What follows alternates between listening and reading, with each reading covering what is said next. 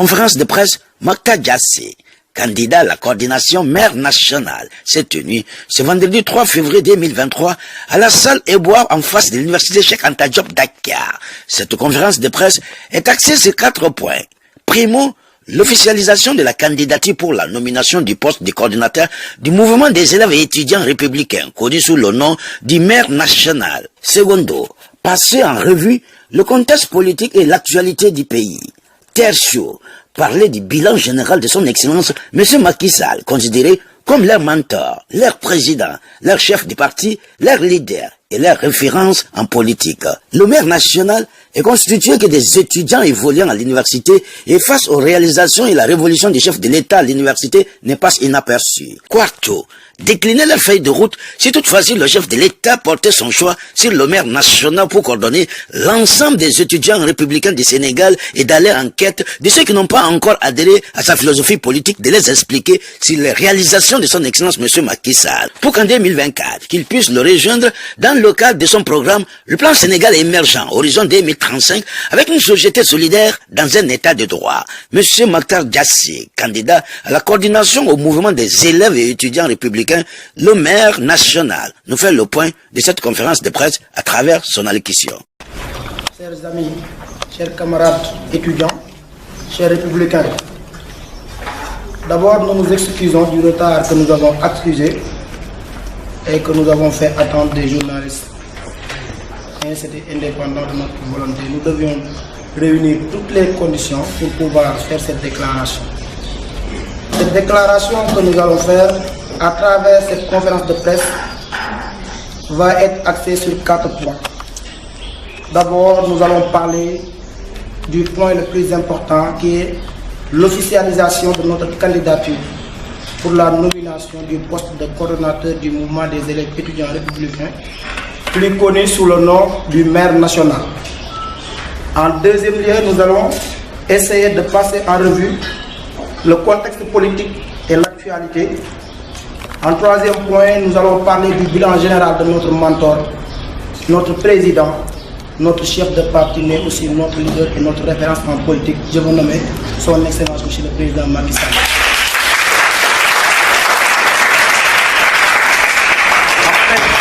Après ce bilan, puisque nous sommes des étudiants et évoluons dans l'université, notre sous-secteur qui est l'enseignement supérieur, avec toute la révolution que le président Macky Sall y a apportée, nous allons aussi passer un peu de temps en expliquant à cette auguste assemblée ce que le président a fait à l'université.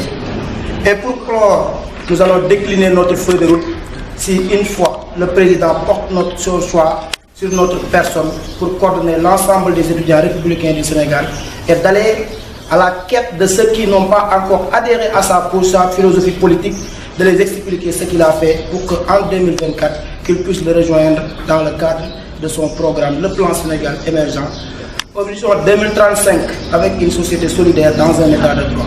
Tels sont les points que nous aimerons aborder. Mesdames et messieurs les journalistes, chers camarades étudiants, permettez-nous de vous expliquer, de nous présenter et de vous dire quelle est la personne en face de vous qui souhaite entretenir non seulement avec cette assemblée, mais avec l'opinion nationale. Je voudrais dire que depuis 2016, en février, nous avons déposé nos valises à l'université Cheikh Anta Diop pour commencer une première année à la faculté des sciences économiques et de gestion. Et depuis ce jour, nous avons compris que nous ne pouvons pas passer de temps à l'université et acquérir des diplômes sans faire focus sur nos études. C'est pourquoi nous avons travaillé d'arrache-pied et sans relâche pour aujourd'hui dire que nous sommes étudiants en Master 2 à la faculté des sciences économiques et de gestion. Donc nous sommes un économiste. Maintenant, je voudrais dire que le mouvement que nous demandons, le maire national, nous y avons travaillé avec le coordinateur Abdoulaye Diagne, qui a été nommé par le président de la République le 6 novembre 2018. De 2018 jusqu'à aujourd'hui, 4 ans, jour pour jour, nous l'avons accompagné. Nous avons travaillé avec lui et nous avons bravé vent et tonnerre jusqu'à aujourd'hui, hisser le mouvement dans l'ensemble des 46 départements du Sénégal, mais aussi dans toutes les universités publiques que compte le pays. cette expérience riche et fatidique nous a permis de connaître davantage notre parti APR, mais aussi de connaître les universités et leur mode de fonctionnement et de réaction, et leur philosophie et leur vision des politiques. C'est pourquoi nous avons dit que, étant membre d'un parti et militant d'une structure qui regroupe l'ensemble des jeunes républicains de ce pays, pourquoi ne pas avoir les ambitions de diriger une telle structure? Notre candidature n'est en aucun cas une prétention, mais nous pensons, et l'opinion aussi le dit, que cette candidature est plus que logique. Parmi les motivations de cette candidature, il y a d'abord l'amour que nous portons à son Excellence, Monsieur le Président de la République, après avoir lu, vécu et compris sa politique et sa vision du Sénégal.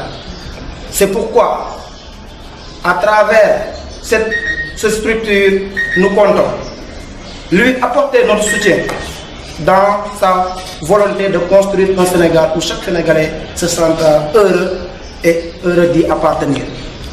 Mesdames et messieurs, nous sommes candidats, mais nous pensons que nous avons toutes les capacités et toutes les compétences requises pour diriger une telle structure. Nous avons la jeunesse, nous avons l'engagement, mais aussi nous avons l'expérience qu'il faut pour pouvoir porter cette structure et faire plus que ceux qui étaient là avant nous. Donc, mesdames et messieurs les journalistes, voilà le premier point qui motive notre candidature. Nous ne pouvons pas continuer à parler de nous pendant toute cette conférence de presse. C'est pourquoi il nous faut parler du contexte politique du Sénégal aujourd'hui.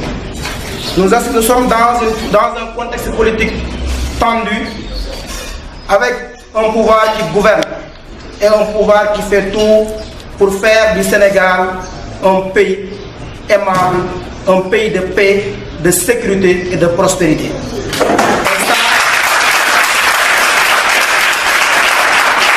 Depuis son accession au pouvoir, le président de la République, Macky Sall, a trouvé un pays au bord du faillite, avec un endettement de 40% de son PIB.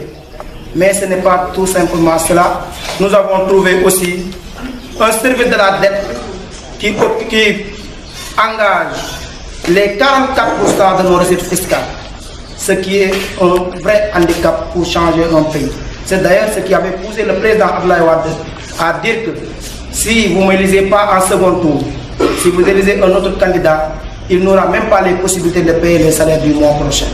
Ce que Macky Sall a vraiment fait échouer et au plus grand bonheur des citoyens, à non seulement payer les salaires, mais commencer à mettre le pays sur les rails de l'émergence avec son programme pertinent, avec son programme qui prend en compte l'ensemble des couches de la société. Et quand je dis l'ensemble des couches de la société, je vais dire d'abord l'université Cheikh Anta Diop, au niveau duquel, et l'ensemble des universités du Sénégal qui font que la jeunesse sénégalaise a une bonne formation. Et le président Macky Sall, dans le sous-secteur de l'enseignement supérieur, il a fait beaucoup de choses, et je vais y revenir. Mais, toujours dans le contexte politique, nous assistons à un débat politique qui a atteint son niveau le plus bas, avec une opposition qui, au lieu d'accompagner le président de la République, comme on le dit, pour développer un pays, il faut une mobilisation populaire. Malheureusement, nous n'avons pas cette mobilisation populaire au Sénégal. Il y a la population sénégalaise qui est divisée en deux camps. Le premier camp, celui du pouvoir, qui cherche par tous les moyens de hisser le pays à son niveau le plus honorable. Et là, ça se confirme par le leadership éclairé du président de la République Macky Sall, qui, nous pouvons constater que depuis son accession au pouvoir, il y a ce qu'on appelle un coup de sens qui nous a souri. Ça veut dire les découvertes pétrolières que nous avons. Mais d'abord, tout cela est piloté par un gouvernement et un président qui a de la vision. Et cette vision-là lui a poussé à faire de ce Dakar, la capitale du Sénégal, un vrai havre de paix. Si je s'explique ainsi, Dakar concentre un quart de la population du Sénégal et n'occupe que 0,28% du territoire national, ce qui est un gap. Ça veut dire qu'il y a une surpopulation causée par une urbanisation accélérée et une croissance démographique très élevée. Mais le président de la République a compris que pour faire de Dakar la capitale, un véritable havre de paix, il faut que la mobilité soit assurée. Ce qui lui a poussé à penser au TER, le train express régional. Mais au-delà de cela, le président a passé au bus rapide transit encore pour faire du transport un secteur multimodal, mais aussi faciliter la mobilité des citoyens. Le président de la République aussi a fait de Diamniadio une ville pour désengorger Dakar en faisant d'une forêt là où chaque Sénégalais aujourd'hui a vu les infrastructures stades et autres. Mais dans le sous-secteur de l'enseignement supérieur, nous avons aussi vu que le président de la République a doublé la capacité en 2018 avec 5900 lits et plus. Maintenant, il y a un programme de 30 000 lits en cours de construction dans toutes les universités publiques du Sénégal. Maintenant, avec un tel président, avec tous les efforts qu'il fournit, nous avons à côté une opposition qui tente par tous les moyens de jeter des discrédits sur ce que fait le président de la République. C'est pourquoi nous ne pouvons pas tenir ce point de presse sans les appeler à la raison, leur demander de se joindre au président de la République pour construire le pays, au lieu à chaque instant d'appeler les jeunes, les citoyens sénégalais à descendre dans la rue, à brûler, à casser et à détruire. Et tout ce qu'on détruit, brûle et casse, c'est avec l'argent des contribuables que le président va reconstruire cela. Cela n'a jamais été un atout pour développer un pays. Avec les...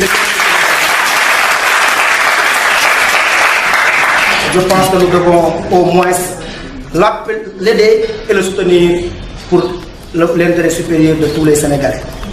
Et avec l'actualité aussi, on note qu'il y a deux contextes qui tiennent le Sénégal en haleine. D'abord, le cas de Adji Sarr Ousmane Sonko, qui ne cesse de faire couler des encres. 2 ans, toujours, nous sommes en train de traiter un cas qui ne termine pas.